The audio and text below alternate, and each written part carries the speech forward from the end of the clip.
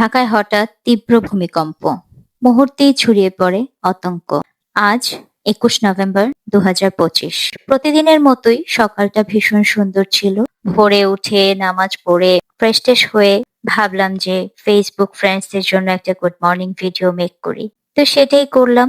করে সকালের যা কাজকর্ম আছে সেগুলো গুছিয়ে ব্রেকফাস্টের জন্য চলে গেলাম ব্রেকফাস্ট বানানোর জন্য। সবকিছু এভাবে প্রিপেয়ার করে নিচ্ছিলাম, একের পর এক সমস্ত কাজ গোছাচ্ছিলাম। রাতের বেঁচে যাওয়া ভাতগুলোকে সবজি দিয়ে ভাবলাম একটু ভেজে নেই। ভেজে নিয়ে আজকে ছুটির দিনের ব্রেকফাস্টটা সেরে নেব। এরই মধ্যে প্রায় ১ মিনিট স্থায়ী হওয়া একটি কম্পন চতুর্দিকে আতঙ্ক সৃষ্টি করলো। রাস্তার মানুষজন চিৎকার চেঁচামেচি শুরু করে দেয়। অনেকেই কান্নায় ভেঙে পড়েন। ভূমিকম্পের মাত্রা প্রাথমিকভাবে ৫.৫ বলা হলেও আমার কাছে এটা মনে হচ্ছিল অনেক তীব্র, কারণ এর আগে কখনোই এরকম এক্সপেরিয়েন্স করা হয়নি। ভূমিকম্প অনেক হয়েছে, কিন্তু এবারেরটা কি বলবো, আসলে এখনো সেই ধাক্কাটা কাটিয়ে উঠতে পারিনি। আমাদের ভবনটাও এমন ভাবে দুলছিল যে মনে হচ্ছিল মুহূর্তেই ভেঙে পড়বে। আল্লাহর অশেষ রহমতে বড় কোনো বিপর্যয় হয়নি। আল্লাহ আমাদের সবাইকে হেফাজত করেছেন। আলহামদুলিল্লাহ, রিজিকের হায়াত ছিল, এই জন্য আজ বেঁচে আছি। এখনো ভয় ধরে আছে, মানে ভয়টা কিছুতেই কাটছে না। যারা উঁচু দালান কোঠা থেকে এই ভূমিকম্পটা অনুভব করেছেন তারা আসলে ভালো টের পেয়েছেন এই কম্পন। এমনই এক জুম্মাবারে এরকম একটা ঝাঁকুনি দিয়ে ধ্বংস হয়ে যাবে সব। আল্লাহ যেন আপনার, আমার পরিবারকে এবং সকল মানুষকে সকল রকম বিপদ আপদ, বিশেষ করে ভূমিকম্পের মতো প্রাকৃতিক দুর্যোগ থেকে হেফাজত করেন। আসুন আমরা সবাই এই দোয়াই করি। আজ অনেকেই ঢাকায় আতঙ্কিত।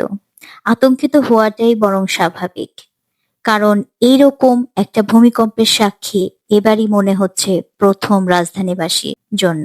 আজকে যেমন ৫.২ মাত্রার ভূমিকম্প হলো, এটা ৭ মাত্রার হলে কি হতো জানেন? একটা ৭ মাত্রার ভূমিকম্পে ৫ মাত্রার চেয়ে প্রায় ১০০ গুণ শক্তিশালী ভূমির কম্পন হয়ে থাকে। ধ্বংসাত্মক ক্ষমতা প্রায় ৭৫০ গুণ বেশি। ৭৫০ গুণ, ক্যান ইউ ইমাজিন? ঢাকা সহ বেশিরভাগ শহরই ধসে পড়তে পারত প্রকৃতির করাল থাবায়। হয়তো সময় হয়েছে নগর পরিকল্পনা নিয়ে নতুন করে ভাবার। অনিশ্চয়তা ও শঙ্কা পেরিয়ে এমন অবকাঠামো গড়ে তুলতে হবে যেন জীবনটুকু রক্ষা পায় অন্তত। আসলেই কি আমাদের অবকাঠামো সেরকম? এবার একটা কথা বলি, ভূমিকম্পের সময় সবাই মাথা ঠান্ডা রাখবেন। আমার বিল্ডিং এর সবাই নেমে গিয়েছিল খুব হুড়োহুড়ি করে, কিন্তু এরকম হুড়োহুড়ি করে কিন্তু নামাটা একেবারেই উচিত না, কারণ সিঁড়ি বলুন কিংবা আপনার লিফট বলুন, আর নিজেরাও আতঙ্কিত হয়ে দেখা যাবে হার্ট অ্যাটাক হয়ে যেতে পারে। তাই সেফটিটা নিশ্চিত করবেন, শক্ত কিছুর নিচে আশ্রয় নেবেন।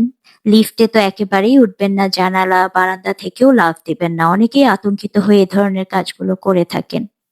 কাঁচ আর আগুন থেকে সবসময় দূরে থাকার চেষ্টা করবেন। ভবিষ্যতে ভূমিকম্পের সংখ্যা আরো মাত্রা বাড়তে পারে, এ ধরনের কথা তো অনেক বিশেষজ্ঞরা বলছেন। তো যাই হোক, সর্বোপরি এটুকুই, আল্লাহ পাক আমাদের সবাইকে নিরাপদে রাখুক। সবাই যেন আমরা আমাদের এই ধরনের প্রাকৃতিক দুর্যোগ বলুন বা যে কোনো বিপদে মাথা ঠান্ডা রাখতে পারি, সেই সক্ষমতাটুকু উপরওয়ালা যেন আমাদের সবাইকে দান করেন। আমিন। ভূমিকম্পে লন্ডভন্ড ঢাকা শহর, সারা দেশ, কি বলবো। বাড়িওয়ালারা আসলে বুঝতে পারে না, বাড়ি বা জায়গা যতই বলুন আপনার না, স্বয়ং আল্লাহ আপনাকে এবং অন্যদেরকেও শুধুমাত্র থাকতে দিয়েছেন। এমন ভূমিকম্প আমাদের স্মরণ করিয়ে দেয় দুনিয়া একটা ক্ষণস্থায়ী জায়গা, আর আশ্রয় একমাত্র আল্লাহর কাছে। আল্লাহ সবাইকে হেফাজত করুক। আল্লাহ সবাইকে নেক হায়াত দিয়ে বাঁচিয়ে রাখুক। আজকে পবিত্র শুক্রবার, আজকে বড় একটা দিন গেল। আল্লাহ আমাদের সবাইকে হেফাজত করুক। আল্লাহই ভালো জানেন সামনে কি আছে। তবে বিশেষজ্ঞদের মতে সামনে আবারও ভূমিকম্প হওয়ার একটা সম্ভাবনা রয়েই গেল বলে আবহাওয়া অধিদপ্তরের পরিচালক জানিয়েছে। পুনরায় আঘাত হানা আর কি। সবাইকে তাই সতর্ক থাকার আহ্বান জানিয়েছেন। সতর্ক থাকার কোনো বিকল্প নেই, সবাই সতর্ক থাকবেন। আসলে আমি এখনো ট্রমার মধ্য দিয়ে আছি। আল্লাহ আমাদের সবাইকে মাফ করুক। এখনো ভুলতে পারছি না জীবন কতটা অনিশ্চিত, কতটা সংক্ষিপ্ত। আল্লাহর কাছে মাফ চাইবার মতো সময়ও পাবো কিনা জানি না। আল্লাহ সর্ব হালাতে আমাদের দোয়া কবুল করুক আর মাফ করুক সকল গুনাহ থেকে। আমিন, আমিন, আমিন।